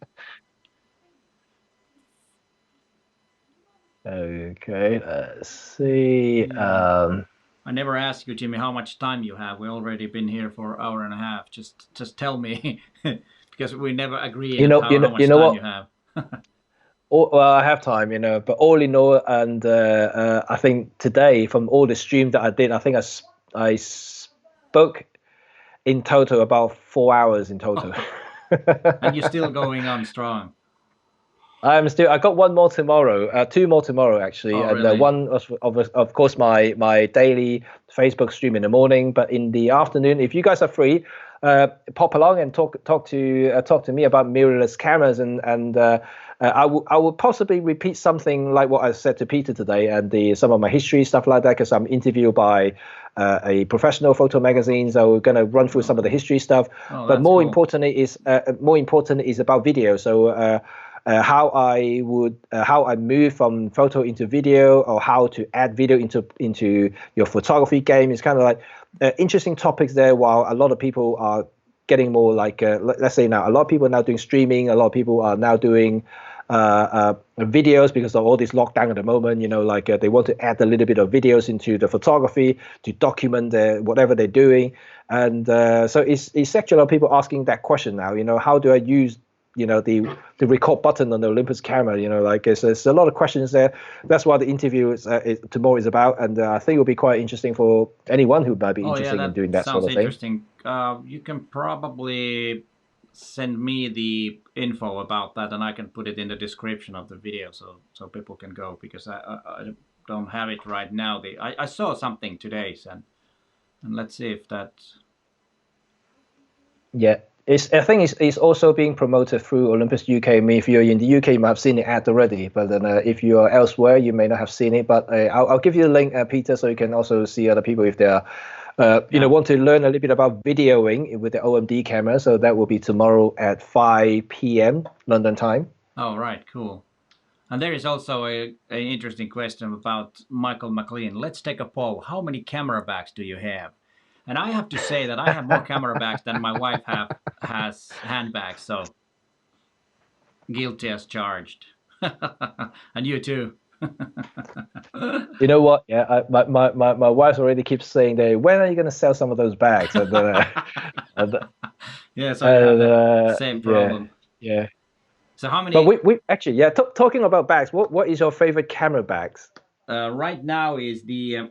Well, this one, actually, it depends. I have the messenger bag. This is my go-to if I go to street photography stuff. And then I have another from Peak Design. It's one of those bigger, what do you call it, backpacks. Oh, the backpack, yeah. I saw. I think is that the one you took it to London? Yes, that's the one. Yeah. I like that. Yeah. That's good. That's a really good one, because it has. You can get some like cubes in it, that you can have a bigger one for your clothes and then a smaller one for your camera, or 3 small ones, and that's a really good one. That's my favorite. Yep, cool. Excellent. I'm a big fan of Peak Design, and not sponsored. I can tell you're a very big fan. You got the latest carbon tripod as well. Yeah, I do have that too. That's well, it's on my camera. And then I have, when I use the handcuff thing, or the wrist cuff, or what do you call that? This when they have, you put it on this. Yes, the quick release thing, the strap. And then you have the, what do you call I don't know what's that called, when you around your wrist. Oh, the wrist strap. Yeah, I don't know what it's called. Yeah, I don't know, but I think it's a rip strap thing. And I'm really a more traditional, most of traditional guy. Just use a normal leather strap kind of thing, and I just do it like that. It's quite good. Yeah. Let's see. Oh, I got one from Trevor. And right. Do you like the EM1 Mark III better than the EM1 Mark II? If so, why? Peter, you can go first. Let me just do a couple of things here. Yeah. I still use the EM1 Mark II. I don't see that I need it right now, and of course, with the economic situation, because of the virus, because the photographic work has, there isn't almost any. So all the things that I do are some online coaching and stuff like that. So I might get one later in the year. It depends on how things go. And what I like about the EM1 Mark III is the improved face and eye priority. That's for sure the thing that I have one right now from Olympus that's not mine, and I did use it for a portrait shoot the other day, and it was great. It was so much better, to be honest. And then it's also, I've been using it for a couple of my YouTube videos, and I can say that the face and eye priority is really good. Those are the things. And then of course the usability, because of the joystick, which I really like. Yes, absolutely. But otherwise I don't see that I do really agree. need it. What I about mean, you? I think, yeah, if you utilize those stuff that Peter just talked about, the enhanced eyes and face detection, the joystick, but a lot of these are to do with efficiencies in shooting, and because if you're a professional that you shoot a lot of portrait, for instance, you need to change focusing point a lot. So joystick is fantastic, and the face detect would definitely help. And all this multiple face detection really enhances and speeds up your workflow on the day, and that's something that you cannot put a value to it, where how much better kind of thing, and or in value terms, in terms of costs. I think as a professional, you always want to do it more efficiently, faster, better. That's a professional thing to do. And for me, if anything can get my job done quicker, it's money saving. And if that's the case, I would go for the EM1 Mark III, because I think, yes, it saved my time and that's my money. So if I do 2 or 3 jobs, that few £100 difference in UK, or a few €100 in difference in Europe would be negligible, because the job and the saving that I can get from performing a job is so much better. Then the EM1 Mark III would definitely make sense. But for a lot of people who may not be working to make money from a photography, you may not see that value there, because you can achieve almost the same thing with the EM1 Mark II, for instance. It may not have the joystick, but you can easily use the D-pad at the back, just to scroll around the focusing point. You can still do that. And then the face detect, it always had it in the Olympus camera, but just not as good as the EM1 Mark III. So it can still do things what the EM1 Mark III can do. It just slightly less, but quality, in terms of photo quality wise, I don't see the difference between the two. I think they're both fantastic camera, producing great images and good colors, and coupled with the pro lenses, you can achieve top results without any problem. So I guess the question would kind of be bouncing back to you whether you do need it. Yeah, exactly. And then there was one question that actually I missed earlier. I saw it, but I missed it. Cornas Teneker is asking about did you ever use an EF to MFT converter to adapt EF glass on an Olycam's AF speed? Ah, Did you ever use that? yes. I haven't used the latest versions, and the one that I tried was probably about 2 years ago now, and things might have changed since, and I haven't actually got a new adapter. But I was very disappointed about the performance, especially from the autofocus point of view, and it's very slow, very sluggish, and then you can almost forget about continuous AF. Is non-existent. And single AF would work, but it just very slow, very slow, and then to the point that I think I'll actually focus faster with manual focus than actually using AF. So so that's I don't think that it is actually that good. But like I mentioned, things might have changed in 2 years' time, and then they might have a new firmware and up, and then might change everything. So yeah, it's really difficult to say at this moment in time. But other people I know that using EF adapters are usually using Canon lenses in manual focus, not autofocus, because they just need the connection to control the aperture instead of actually the focusing, because all the EF lenses aperture needs to be controlled by the camera, not actually physically on the lens. So you need the electronic connection there to actually control the aperture. So that's why they need the adapter to control it if they want to adapt EF lenses on the Olympus body. Yeah, and I know some use the 18 to 35 millimeter Sigma lens with the meta booster, and that's for video, and they use it, of course, manual focusing, and I think that's a good combo. I've heard. I've never tested it though, but I use that. I use that as well. That one. yeah, And because same thing. Same thing. The AF is really poor, yeah, but the optical performance is actually not bad. yeah, and it's a fast lens. I think it was 1.8, and then you have the mega booster there, which Yes. will.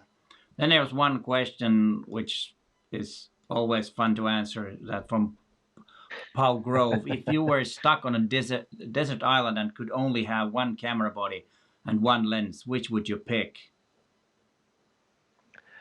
Ooh, EM1X MI17. I would take the EM5 Mark III and either a 25 millimeter or the new 12 to 45 millimeter f4 lens. That would probably be it. Yep. It's only because you mentioned desert. Like it's all sounded like a really hostile place. I think the EM1X would survive that sort of environment. Yeah, that's true. You probably survive longer than me. So like this EM5 Mark III is a rugged camera. I actually have tested this because I was talking about the smaller bodies and smaller lenses, and I just had to test how this feels, and it's actually a bit unbalanced with the 7-14 mm lens. It's a bit too heavy for this body. Yeah, it is. I would say, but otherwise it's a good lens. I might take that out and photograph the empty streets of Helsinki this weekend again, because I was there last weekend too. It's a strange, even though Helsinki is not very crowded, but it was still odd that you didn't see. You could walk in this where the cars drive and take pictures in the middle of the streets, no problem. It was a bit strange, but in a way fun. And let's see. Yeah, there were some questions about astrophotography earlier, and it was about the f-stop, and is 2.8 fast enough? And I would say that yeah, it is, but if you can get a faster, it's better. That's my answer. But I've done with some astrophotography with 2.8 lens and with the 12-40 mm. You can do that. You just had to push the ISO just a little bit more, but then it's not a problem at all. Yeah. Let's see what else. And then the polarized asked, about did you ever use handheld high res? Have you used that? How much?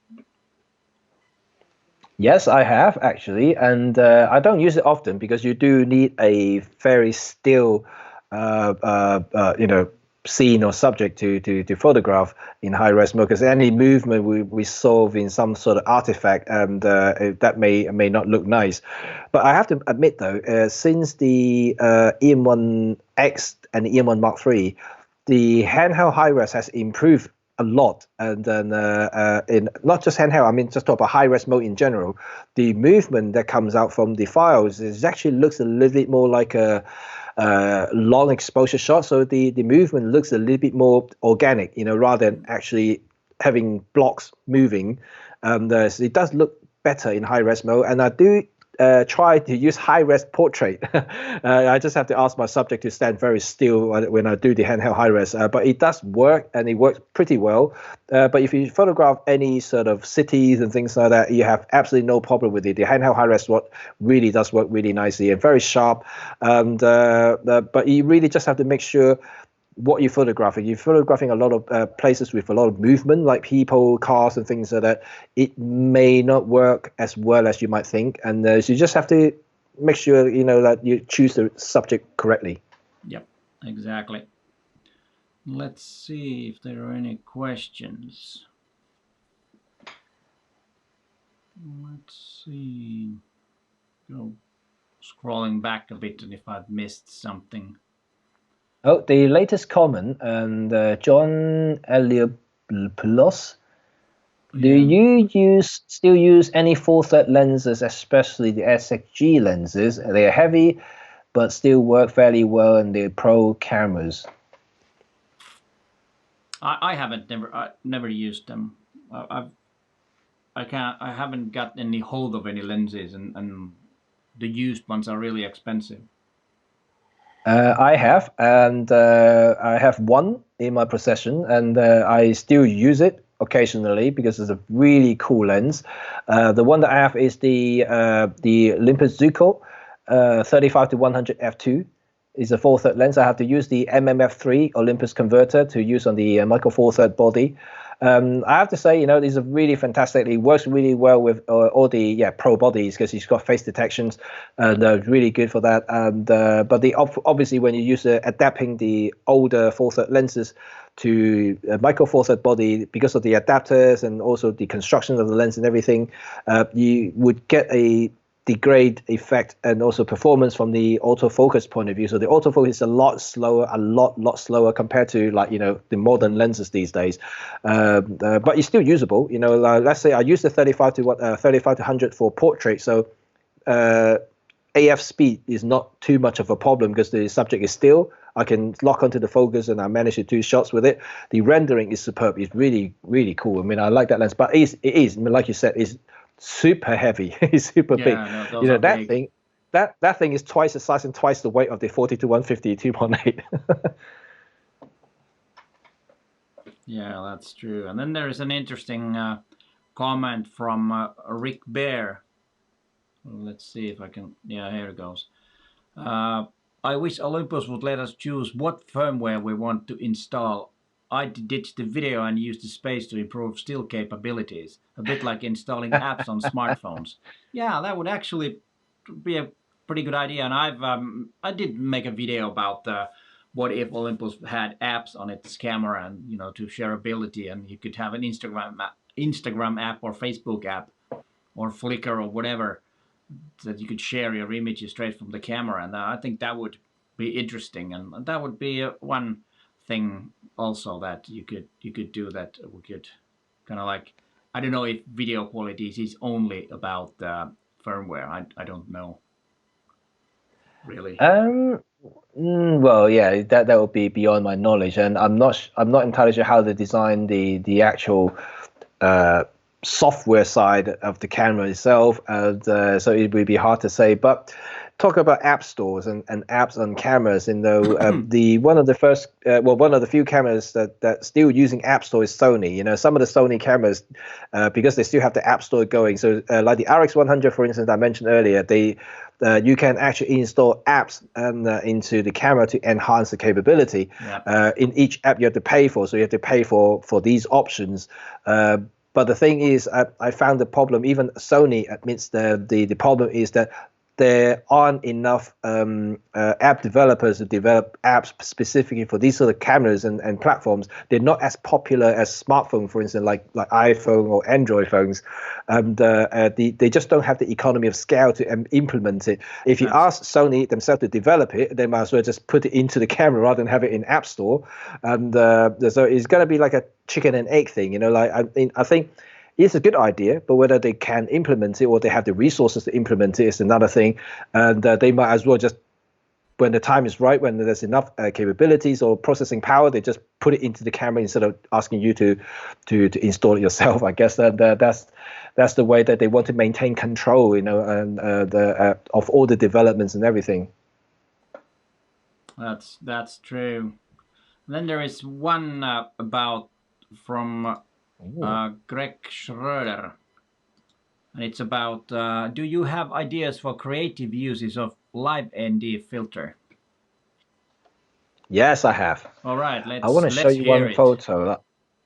I do use live ND for my portrait shoots a lot, and I want to show you one example. I may be able to bring it up to screen that you can see, and let me put you in there. I think you can share let me your just screen see from Skype at least. Yeah, because I'm using Ecamm as well, so I should be able to just pop it up and then you may be able to see it. Let me just trying to find that photo. Yeah, but I do use Live ND for portrait shoots for creative purposes a lot, and my clients love it, and really intriguing. Especially you shoot kind of like long exposure in bright daylight. It's actually a pretty awesome idea. I'm trying to find that shot. I actually showed that particular photo the other day, and let me just trying to find it somewhere. And okay.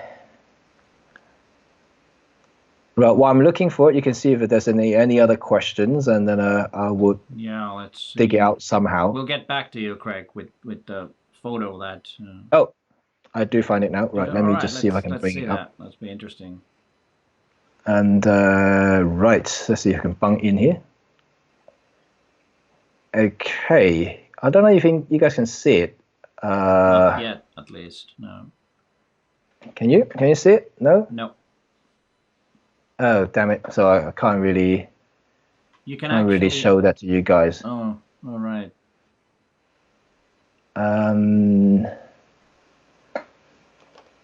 Right, actually, let me just see. I don't know if you can feed Ecamm to Skype. The other way around it goes, but I'm not sure. You can share your you can share your screen with Skype. That's what you can do. Actually, Well, yeah. instead of doing that, I probably would do it on my phone. So I just show in front of the camera.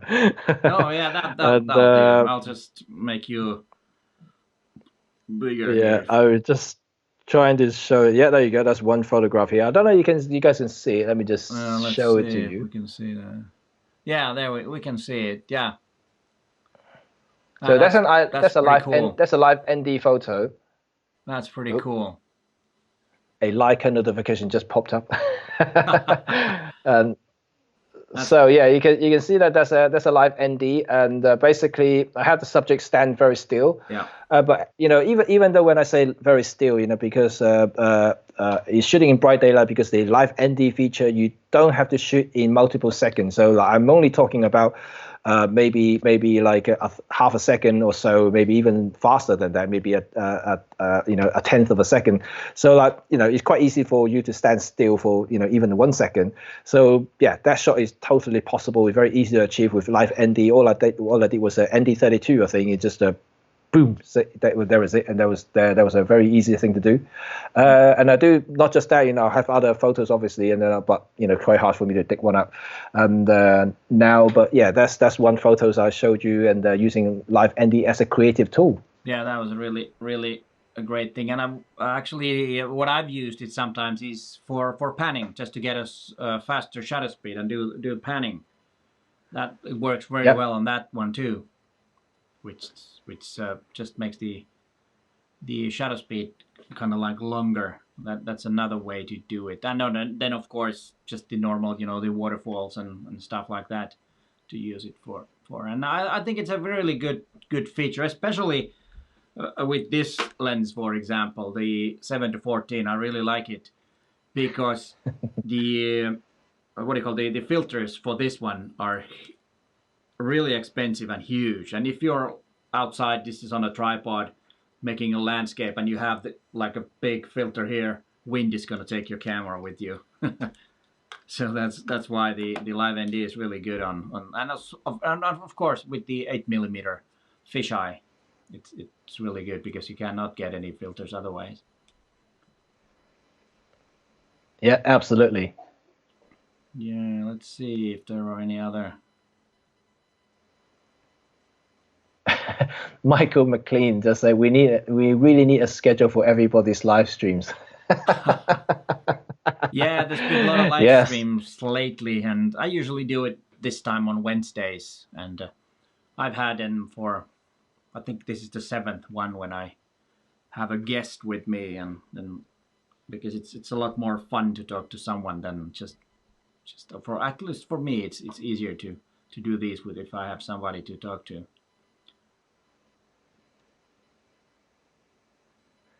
Rick Bear actually replied, just Google Rob Track Peter Forsgren RED35 photography. Yeah. Yeah, and I know that you have on Wednesday too, earlier than I do, and then I know Rob Trek has. Not really sure if he still has his Sunday live stream, and then he has some image critique. Critique, isn't it? Yes. Yeah, that's true. So he has quite a few of them.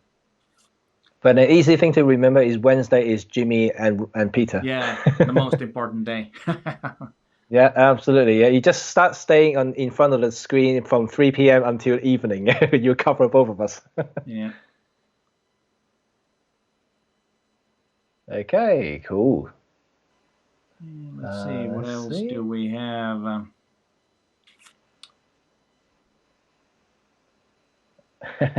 David Crook said that, obviously replying to Rick Bear, it's time to change the UI from the 1970s, and the camera is fully customizable. Yeah, that's true. But something that always makes me wonder is that why we photographers like cameras that look old but has the newest technology, because that's something that that's why I like this EM5 Mark III and the Mark II too, because it's just a retro looking camera. It's a beautiful camera, and I don't know why it still needs to have all the latest technology inside the camera, but it has to look old and or retro, which is the. I think Peter, I think that shows our age. Oh, sorry. Oops. Yeah, but in Well, general, look, you know, look. I got attracted by that EM5 advertising photo. yeah, yeah, but still, it's a funny way of us thinking. Yeah, I definitely remember the good old times of all the film cameras. So, you know, I do think, you know, retro-looking cameras are pretty cool, you know, and I can almost kind of have that feeling back, you know, as of shooting like an old film camera, but it's a digital. Yeah, there's one comment from Michael McLean. I subscribe to all, but never seem to keep them time right. Thanks. What you should do is to push the bell notification. Then you will get Absolutely. notified when there is a new video online. And That's also, you know, like follow us on our social medias as well, you know, because we do a lot of announcements and on Instagram, Twitter, and Facebook, and all kinds of things. You know, sometimes you know these days too many social platforms out there is quite hard even for us to keep track of a lot of things. that's And true. we That's may true. actually announce something on Facebook and may actually forget to announce it on YouTube. And but yeah, always somehow somewhere mention something. So if you do follow us, and yeah, you definitely be one of the first guys who hear about the upcoming schedules and things like that for sure. Yep. Let's see, what else do we have?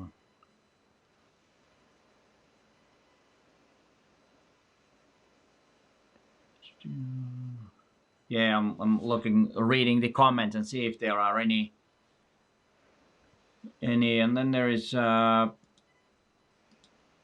Susanna Eriksson is asking if I did any live streams before the lockdown. I did about half a year ago, and there are some live streams, and I did some image reviews too, that people send me images beforehand, and there are some themes. I did about some compositions, and then I did some about multiple exposure. But as I said, it's a lot more fun to have a guest and talk and learn new things. And I think it's also gives the audience a bit more when you have two opinions of different things. And because believe it or not, I don't know everything. I know almost everything, but not quite. So then my guest can fill me up then on different things. Yeah. Cool. Let's see what we have. Right, Gary mentioned something about great to see all my favorite Ollie experts teaming up. Thanks for doing this. I would like to see more videos on video, and EM1 Mark III is very capable. And I already mentioned that I think ever since the EM1 Mark II, especially after the latest firmware 3.1 or 3.2 now, Peter, I can't remember exactly, 3 point something, and that makes the camera super capable of filming, especially because of the tracking is very capable now.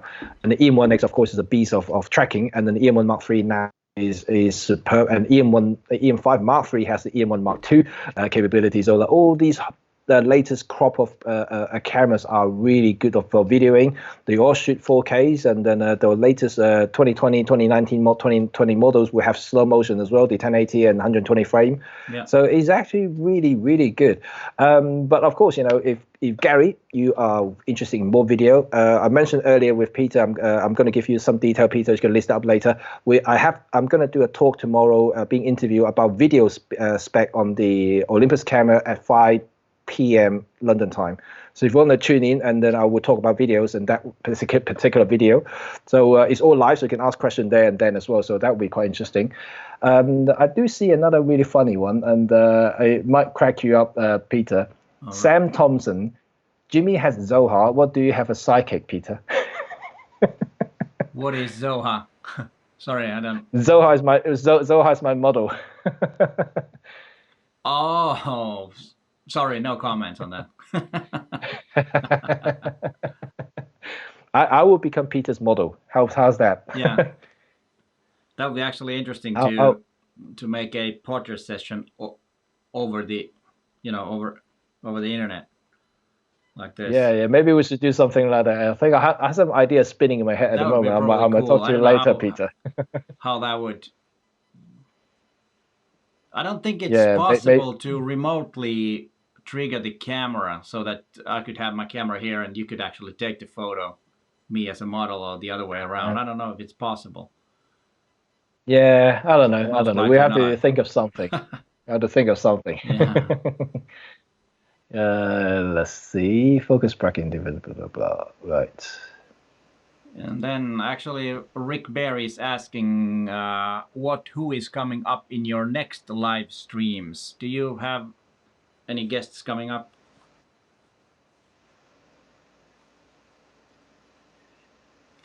Is it addressing to me? Yeah, and me too. Both of us, yes. Oh, right, Do you right, have right. any Okay, guests so you coming go up? ahead first, Peter. And, For me, and I think that I was in talk with actually Joseph Alice again, and because him and I actually got a lot in common because we worked in weddings a lot. Yeah. So if you guys are interested in tuning in for some kind of wedding tips or being a pro, that could be a good video. But we haven't really scheduled a time because I'm still trying to resolve some of the software issues that I had. And this week in particular, I had so many glitches in my software, even though like Peter and I use the same software. I don't know what happened to mine. It really struck me up this week. You know, like I had lost audio, I had lost video, I had frozen video. You know, is so many things going on this year. So this week in particular. I don't think the camera issue is more the software issue because I did the software update last week, so it might have been the software itself. I have to say that so far, this has been the first live that there has been no issue on my side. Usually I've lost audio and sometimes the on the other side, the guest has lost its internet or something. We need to reconnect and stuff like that. But since you asked, my next guest I will reveal is Olympus educators Lisa and Tom Kuchara will be with me next Wednesday about the same time. I think we'll start at the same time. So those that couple is very active on in Olympus educator side. So that was a good question. So now that one was easily done. But yeah, that couple is with me next time. That'll be really interesting. Interesting to talk to those or that couple. Let's see, what else do we have?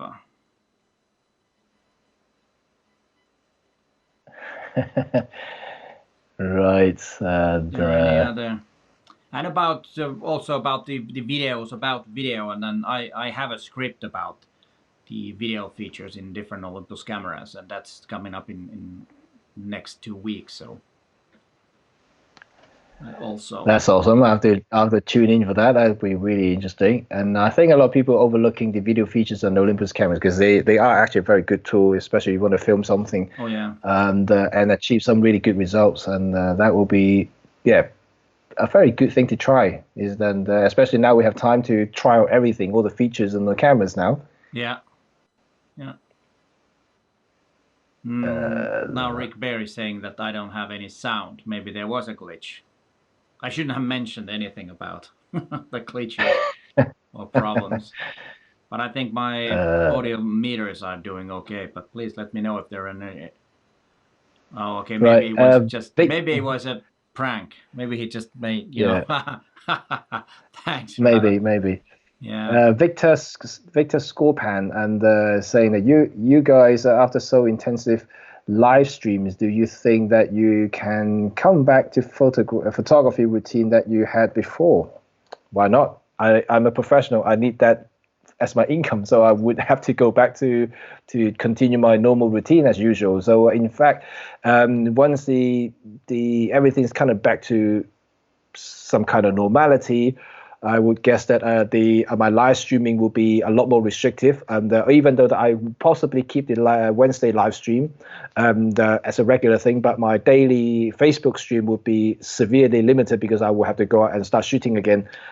So that would depend, because I earn my majority income through photography and filmmaking that I do outdoors. So if that's starting to come back, and of course I will go back out and shoot again. So I don't think that would change at all. You will go back to where I was. Yeah, I think I have probably do the same thing, and most likely if I can get guests to my Wednesday live, I will keep on doing them because it's a lot of fun. It's a lot of fun. I really like doing this and talk to other photographers, and I might sometime even broaden that. It's not only Olympus related. It might be also a bit more photographic related, and have somebody who's not actually using Olympus cameras, but that remains to be seen, and how that goes. Yay! Awesome, cool. Right, I get this. We've been going for 2 hours now. That's really long stream today. Yeah, it's a long stream. I think we still have over 100 people, but I think we are not getting that much questions anymore. So I think we could start wrapping this up, because I think 2 hours is just one last shout out. right. One of my favorite people in the world, Vicky Martinoff, is here and said, "Oh my God, I missed 2 streams today, Peter and Jimmy."